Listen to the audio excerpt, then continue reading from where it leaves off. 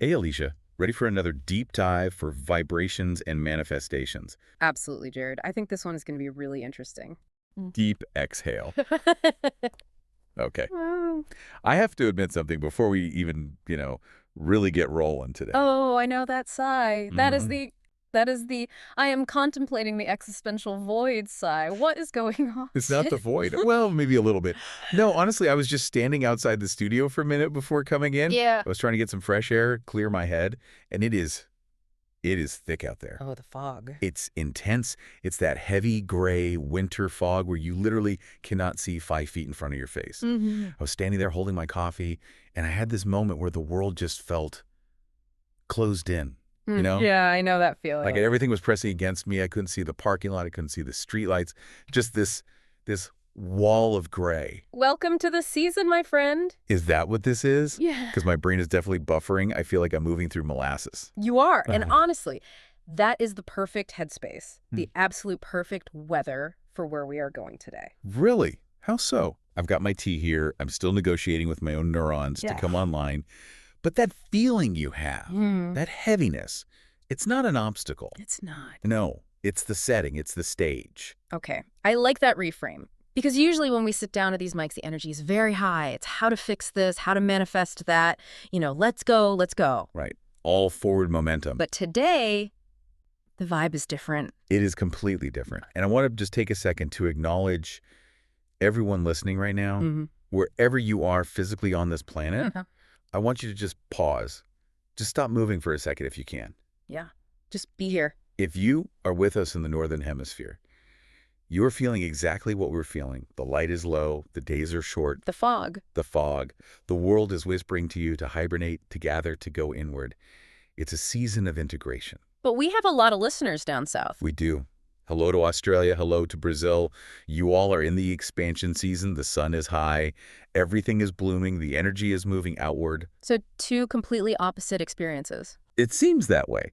But here is the thing that really struck me as we were preparing for this conversation.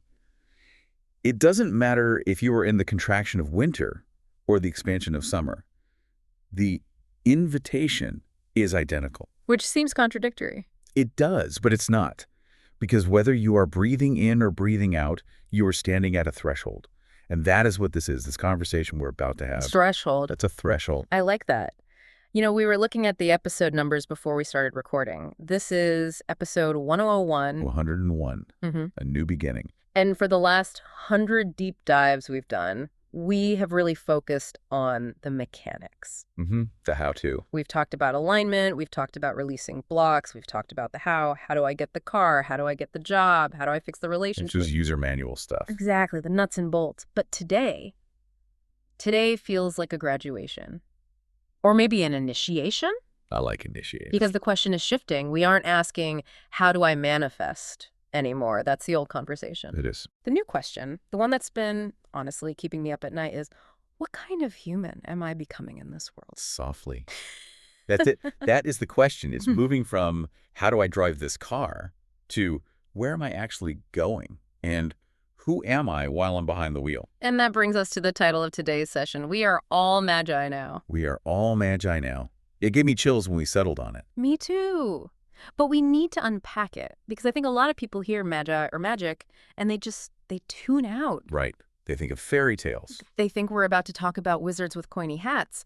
But the argument we're making today, the reality we're trying to point at, is that we need to stop looking at manifestation as just wishing for things. We need to wake up to the fact that we are already living in a world that is, for all intents and purposes, magical. It's the idea that the line between technology and magic hasn't just blurred, it has effectively vanished. We aren't waiting for the future to happen to us. We are standing inside it. We are holding tools in our pockets right now, literally touching our legs, that would have gotten us burned at the stake just a few centuries ago. That's the part that really gets me. There's this quote from Stewart Brand way back in 1968. Okay. He was looking at the dawn of the computer age, the space age, and he wrote, "We are as gods, and we might as well get good at it." 1968. 1968. Think Yeah. about that. No internet, no smartphones, just the very, very beginning of that connectivity. And even then, he saw it. Wow. We are as gods. When he wrote it, it sounded rebellious. It sounded like counterculture, like a challenge. And today? Today, it reads like a user manual. It's not a metaphor anymore. No, it's a statement of fact. It's a statement of fact. And that's what we need to get good at. Not just having the power, but knowing what to do with it. And that is the mission of this deep dive. We're going to explore this shift. We're going to look at the history of the Magi, who they actually were, not the cartoon version. We're going to connect that to the supercomputers we carry around. And then we're going to look at what this is doing to our nervous systems. Because it is doing something. Oh, it's doing a lot. But before we get to the heavy stuff, I want to ground this in our actual reality. Yeah. Because it's easy to say, we are gods. Yeah. And just sound grandiose. Yeah, let's look at the receipts. Let's look at the receipts. I was making a list this morning, just a mental checklist of things I did before I even finished my first cup of coffee. Okay. It's mundane stuff to me. But if I took a Renaissance scholar, someone from, say, the 1500s, and dropped them into my kitchen... They would lose their mind. Completely. First, I woke up, I tapped a piece of glass, and I summoned knowledge from an invisible network. Summon knowledge. I checked the weather in London. I checked a stock price in Tokyo. I read a headline from New York. Okay, that is the definition of scrying. That's an oracle. Right. Then I realized I owed a friend for dinner. I tapped the glass again. I moved money actual value from my bank account to his. I didn't touch gold. I didn't hand over coins. I didn't sign a ledger. I just thought it, tapped it, and the wealth moved through the air. Teleportation of value. That's alchemy. Exactly. Then I spoke to my sister. She's in a completely different time zone. I saw her face in real time. No delay. Clairvoyance. It is. It's clairvoyance, seeing clearly across a distance. And then I got in my car, and a voice from the dashboard told me exactly how to avoid a traffic jam that hadn't even happened yet. It predicted the future. It predicted the future. It said, in 10 minutes, there will be a slowdown. That is prophecy. It is prophecy, but we don't call it prophecy. We call it Waze. Right. We don't call it telepathy. We call it FaceTime. We don't call it alchemy. We call it Venmo. And that is the trap. Yeah. Because we call them apps. We think they're just utilities. Exactly. We think they're mundane. But the function, the actual mechanic of what is happening, Right. it is identical to the highest aspirations of every magician in history. That's the sticky idea here. Technology didn't replace magic. It fulfilled it. It fulfilled it. So let's dig into that word, Magi. Because again, if I'm listening to this and I'm a skeptic, I'm thinking, okay, you guys are talking about wizards. You're talking about guys in pointy hats. The Gandalf factor. The Gandalf factor, exactly. But that's not what a Magus was historically, was it? Not at all. No. And this is where we have to reclaim the history a bit. Because the ancient Magi, and even the Renaissance Magi, they weren't delusional people wandering around the forest waving sticks. They weren't. They were the intellectuals of their day. They were early system builders. They were pattern readers. They were scientists before we had the word scientist. Exactly. They were trying to engineer consciousness and reality. If you look at the history of magic, there are really 4 eternal desires that drive it. 4 things humans have always wanted. Lay them on me. Immortality, unimaginable wealth, infinite knowledge, and unlimited power. Okay, let's look at those. Immortality. Look at Silicon Valley. Look at the obsession with longevity science, biohacking, curing all diseases. We are chasing it harder than ever. That's a good point. Unimaginable wealth. Crypto. Global markets that move trillions of dollars in seconds. Algorithmic trading. Infinite knowledge. The internet. Yeah. A literal external brain that holds the sum of human history. And unlimited power. Nuclear energy. Artificial intelligence. The ability to destroy or create worlds. So, the goals never changed. The goals never changed. Only the interface changed. The wand became the smartphone. The crystal ball became the screen. But the desire to shape reality, that is constant. And there is one figure who really embodies this transition. We were talking about him before we started. A guy I hadn't thought about since college history, but once you start reading about him, man, John Dee. John Dee, the first Moses of the modern world. So paint the picture for us. Who is this guy? Is he a wizard? Is he a scientist? He is. Yes. He is both. And that is why he is so important for us to understand right now. Okay. Picture this. It's the late 1500s, Elizabethan England.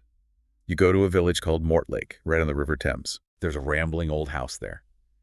And to the neighbors, this house is terrifying. Why? What do they think is going on? They think he's a sorcerer. They hear strange noises. They see lights late at night.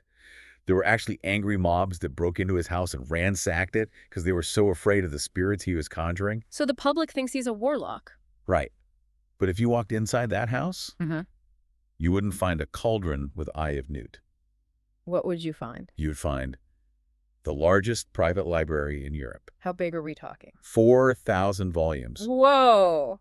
4,000 books in the 1500s. In the 1500s, most people, even wealthy people, owned maybe 5 books, a Bible, maybe a few others. Right. 4,000. That is a data center. That is a server farm. He was hoarding information. So he's a scholar.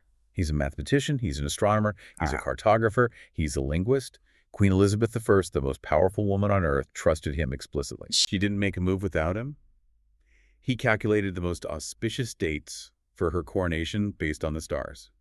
He was her chief advisor. Okay, so he's deeply embedded in the establishment. He is the establishment. He's the one who calculated the navigation routes for the British Navy. He literally helped England figure out how to sail to the New World without falling off the map. So he's shaping the physical world. He even coined a phrase that defined the next 3 centuries of history. He invented the term British Empire. Wait, he invented that term? John Dee wrote it down first. He imagined a geopolitical future before it existed. That is the definition of a Magus, imposing your will and vision onto the future. Okay, so he sounds like a brilliant scientist and political advisor. Where does the magic come in? Well, this is where it gets fascinating, because Dee didn't see a divide. A divide between what? Between science and spirit. To him, math was holy. Numbers were the language of God. And on his desk, right next to his maps and his compasses, he kept a specific object. Okay. It's in the British Museum today. You can go look at it. What was it? It was a highly polished black obsidian mirror. A black mirror. A black mirror. And he used it for scrying. He would sit there for hours, staring into this black, reflective surface. And what was he looking for?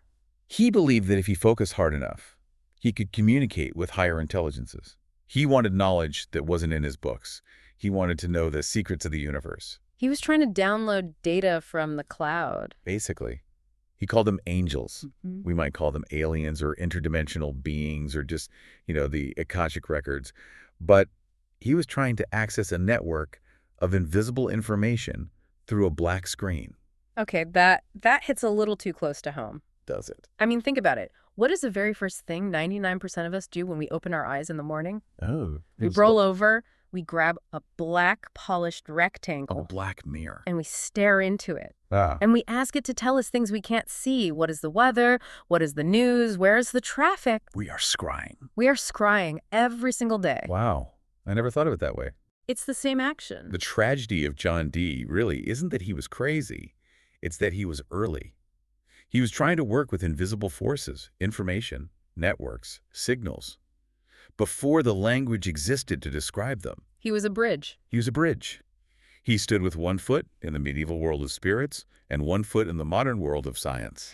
And you and I, and everyone listening, we are standing on the other side of that bridge. We are inside the room he was trying to unlock. We have the angels, we have the network, we have the infinite knowledge. And yet, Yeah. And here's the kicker, if we are the heirs to all this power, if we are the modern Magi, why don't we feel like wizards? Why do we just feel tired? Or distracted? Or overwhelmed? Yeah, that is the crux of it, isn't it? We have the power, but we don't have the protocol.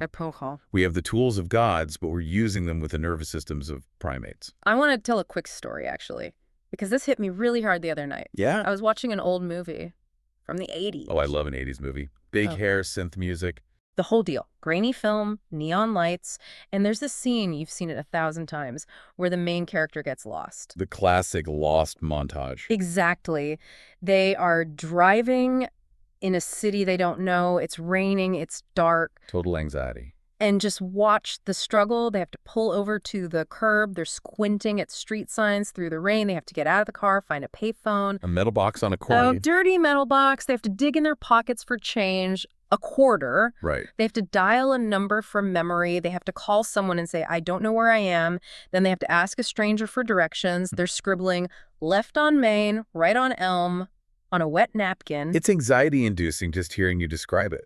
It is. But as I was watching it, I had this realization that just washed over me. I sat back on my couch and I thought, I don't get lost. You don't get lost. I can't get lost. It is almost impossible for me to be lost in the way that character was lost. Because of the blue dot. Because of the glowing map in my pocket, it knows exactly where I am on the surface of the Earth, down to the meter.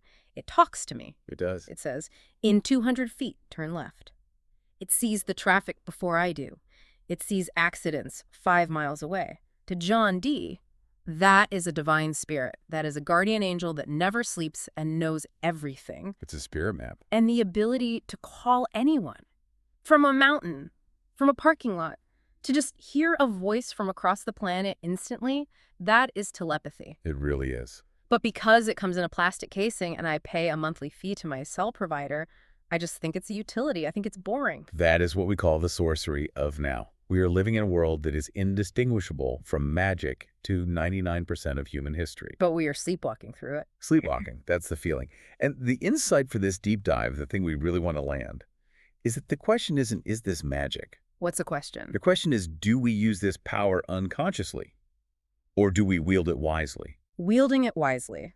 That brings us to the science and spirit part of this conversation. Because if we are wielding this much power, why does it feel so chaotic? Why does my nervous system feel like a fried circuit board half the time? We call this nervous system vertigo. Vertigo. That is such a good word for it. That spinning feeling. It is. And I want to validate everyone listening right now. If you feel dizzy, if you feel disoriented by the pace of the world, by the news, by the constant notifications. Which is everyone. Which is everyone. That is not a flaw in you. You are not bad at life. You are experiencing a biological mismatch. Break that down for us. What's the biology? Okay, so think about your ancestors. Think about Paleolithic you. Okay, lots of hair carrying a spear. Exactly. For 200,000 years, your nervous system evolved for a linear world. Cause and effect. Simple. You throw a rock, it hits a tree, you walk all day, you get to the next valley, the sun goes down, you sleep. The threats are local. A tiger, a storm, rival tribe. Linear inputs, linear outputs. Precisely. But the world we have built, the world of the Magi, it is exponential. Exponential. We have built systems that create feedback loops. You post something online, and 10 seconds later, 1,000 people have an opinion on it. You buy a stock, and an algorithm on the other side of the world reacts in a nanosecond. It's too fast. It's collapsing time. And our nervous systems simply cannot process that speed. We are experiencing identity lag. Identity lag. The tools upgraded, the interface became godlike. But our self-concept, our internal software, it's still running human 1.0. We're trying to run a quantum computer with a steam engine. That's a great analogy. And the result is this vertigo, this feeling of being overwhelmed. But, and here's the reframe that changed everything for me. Yeah. This overwhelm isn't a sign of failure. It's a sign of initiation. An initiation into what? Into a new kind of human. You know, there's an old legend about Faust. The guy who sold his soul to the devil. Right. He sold his soul for infinite knowledge and power. And usually we interpret that as a warning against knowledge. Don't know too much or you'll lose your soul. Curiosity killed the cat. Exactly. But I think that's wrong. The story of Faust isn't a warning against knowledge. It's a warning against unearned power. Unearned power. It's a warning that if you get the power of a god before you have the wisdom of a god, you will destroy yourself. Power without the container to hold it. Yes. And that is where we are collectively. We have the infinite knowledge, we have the Google, we have the AI, but we haven't developed the wisdom to contain it yet. So that's the initiation. That is the initiation. We have to build a container. So what does the new human look like? The one who can hold it? Well, there's a concept from the world of chess and AI that I love. It's called the Centaur. Okay, now you've lost me. We're talking Greek mythology, half man, half horse. Kind of, but it's a modern term. So back when the supercomputer Deep Blue beat Garry Kasparov at chess, remember that? Yeah, big moment. Everyone thought, game over. The machines won, humans are obsolete. Right, that was the narrative. But then they found something interesting. They organized a tournament where humans could play with computers. Yeah. As partners. Okay. And they found that the strongest player wasn't the supercomputer alone. Yeah. And it wasn't the human grandmaster alone. It was the team. It was the team. A decent human player partnered with a decent AI could beat the strongest supercomputer in the world. They called this team a Centaur. Why were they better? Because the machine brought the raw calculation, the brute force memory. It could see millions of moves ahead. But the human brought the intuition, the strategy, the context, the why. The wisdom. The wisdom. And that is the goal. The goal isn't to smash our phones and go live in a cave we can't go back. But the goal also isn't to just let the algorithms run our lives. Right. The goal is to become a centaur, to partner with the intelligence, to be the rider, not the horse. The conscious wielder versus the unconscious user. That's the distinction. Are you using the tool, or is the tool using you? Okay, so that brings us to the practical stuff. Yeah, okay. Because I love the philosophy, but I also have to check my email. I have to live in this world. How do we actually do this? How do we become the writer? We have to bring this down to the kitchen counter. If this doesn't work when you're standing in your kitchen looking at your phone, it's useless. Agreed. So we have a tool for today. It's called the Intentional Amplifier. The Intentional Amplifier. How does it work? It starts with a premise. Every tool you use is an amplifier of your inner state. Okay, unpack that. Think about it. Your phone is neutral. It's just plastic and glass.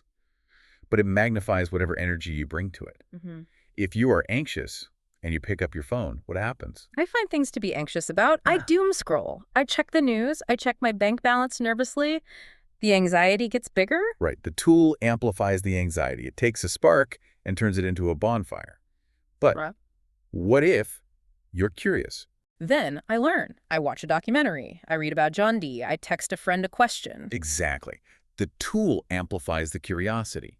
Your calendar amplifies your priorities. Your text messages amplify your relationships. The tool is the megaphone. You are the voice. So the practice isn't about changing the phone. It's about changing the input. Yes.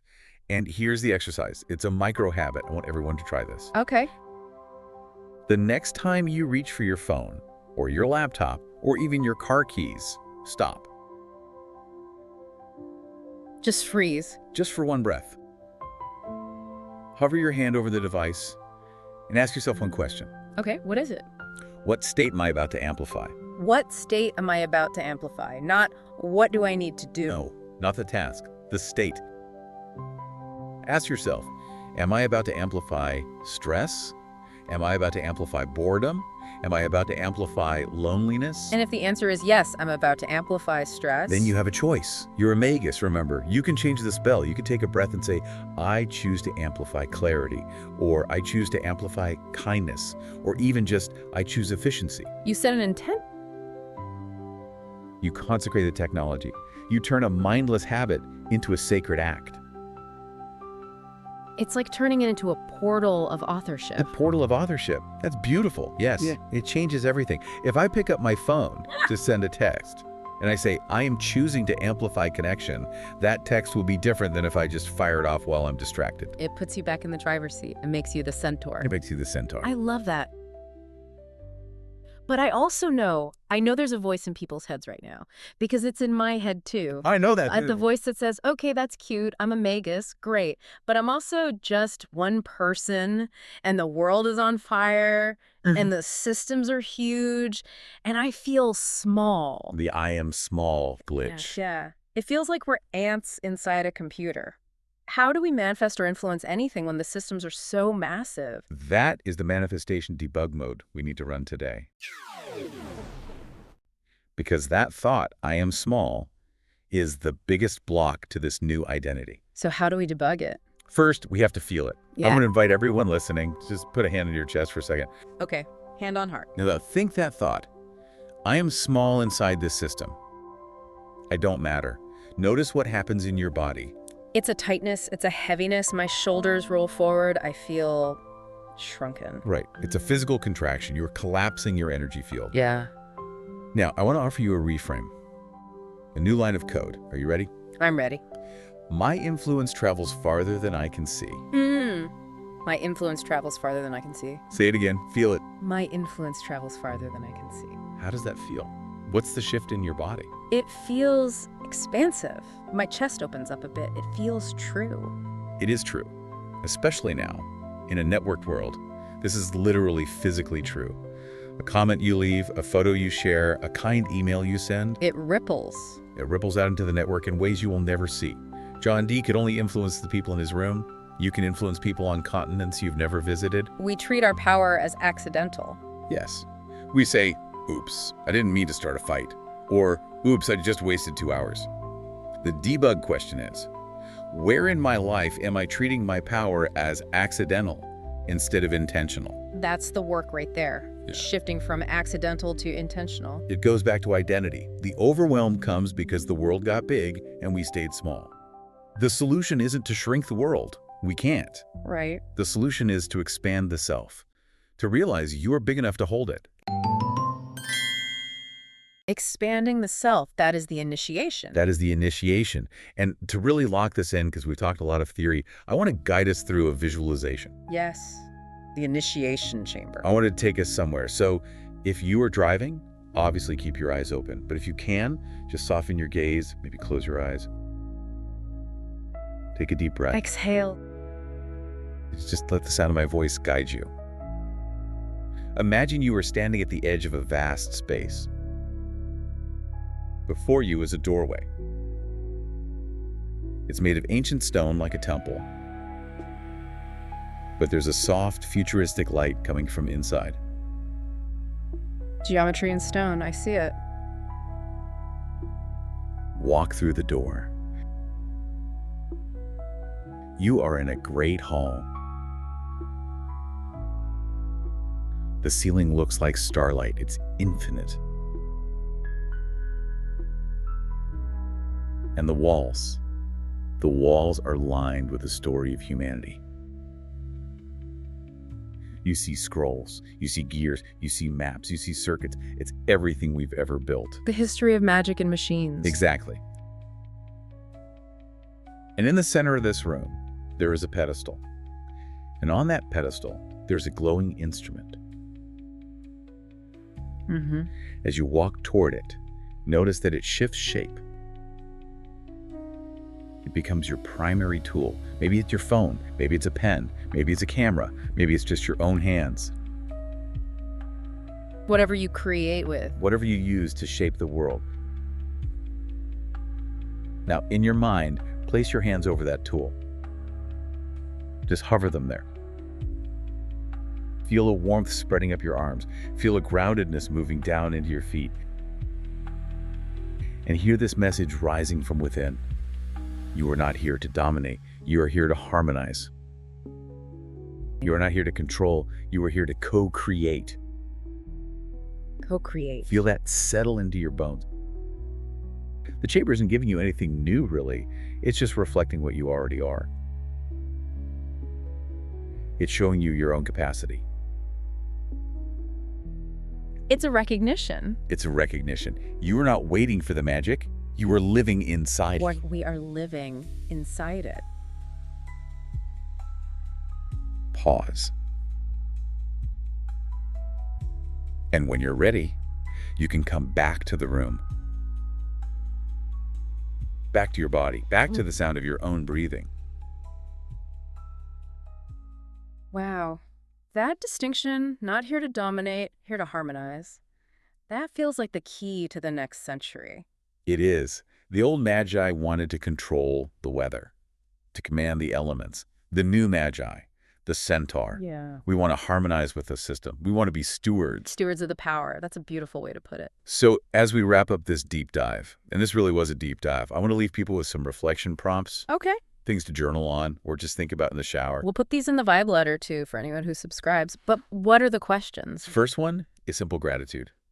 Where in my life am I already wielding magic without noticing it? Look for the miracles you've stopped seeing. The GPS, the video call. Exactly. Second, what tools or skills do I treat as ordinary that were once impossible? That's a good one. Third, the identity question. What kind of Magus do I want to be? Not in fantasy terms, in human terms. Right. What does that mean? Do you want to be a Magus of kindness, of clarity, of disruption, of healing? What is your flavor of magic? And finally, where am I still telling an old story about being small? That's the one to hunt down. That's the glitch to fix. And we have an action step, a challenge for the week. We do, and it's the amplifier practice. I want you to choose one tool this week, just one. Like what? Maybe it's your email inbox. Maybe it's your car commute. Maybe it's your morning coffee routine. Make it sacred. Make it sacred. Right. Before you engage, pause. Ask, what state am I about to amplify? Choose your state. And then engage. And see what happens. See if the tool responds differently. See if the world responds differently. My hypothesis, it will. I think so too. And one last thing. If you know someone who is feeling that vertigo, that overwhelm, share this idea with them. You don't have to send them the link. Just share the concept. Tell them, you aren't broken, you're being initiated. That is such a compassionate message. It gives meaning to the struggle. It reframes the noise as part of the growth. Exactly. So, big picture, what does this all mean? Where are we going with this? It means humanity is growing up. We are leaving our childhood.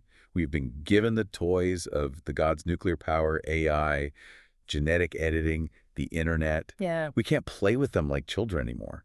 We have to become the adults in the room. We have to become the Magi. We have to become the Magi who know how to wield them for creation, not destruction. Stewart Brand was right. We might as well get good at it. We might as well get good at it. And the good news is we don't have to do it alone. We're all in this initiation together. We are. Honestly, this has been my favorite conversation we've had in a long time. I feel different. How so? I feel a little less foggy. Me too. Yeah. The fog is still there, but I feel like I have a lantern now. A lantern and a map. Thank you. Thank you. And thank you to everyone listening for choosing presence, for stepping over this threshold with us. Thank you for becoming. We'll see you next time.